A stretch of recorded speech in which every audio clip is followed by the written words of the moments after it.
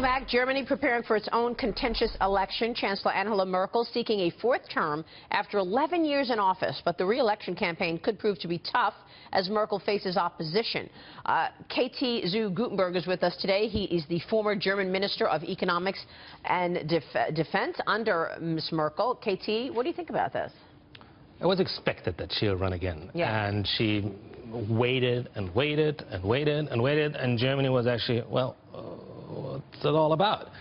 And I think she wanted to test the waters of how she could manage all the opposition she already gained regarding the refugee crisis in Germany, regarding all the mess in Europe and around Europe, Brexit, name it, all the other things.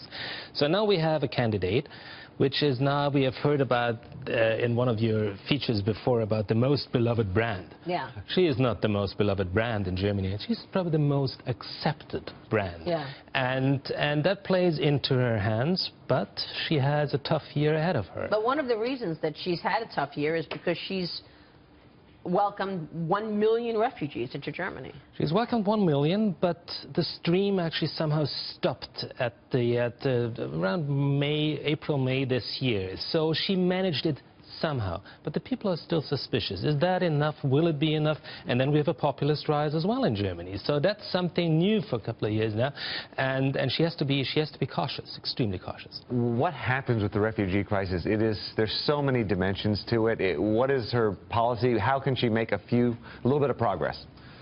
Well, first of all, her policy was keep it as quiet as anyhow possible. Follow I once called the art of being Machiavelli, which is so close to Machiavelli, but following different principles. So one principle is to hesitate vigorously. The second one is to keep all options open, but to do it decisively.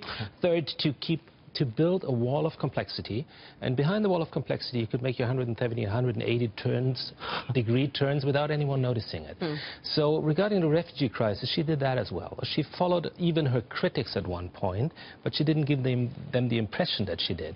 So at the moment it is quiet, but this is not the last refugee we have seen in Europe. We are a magnet for every single crisis seen around the world. Well, it's quiet until there's a terrorist event. I don't want to wish that on the country, but what about the threat of terrorism in Germany because of the influx of refugees? Look what's happened in France. Three in France, just in a few months. Right, exactly. and we've had 2 already. Right. And that's the interesting thing about Germany. It does not lead to overwhelming reactions yet.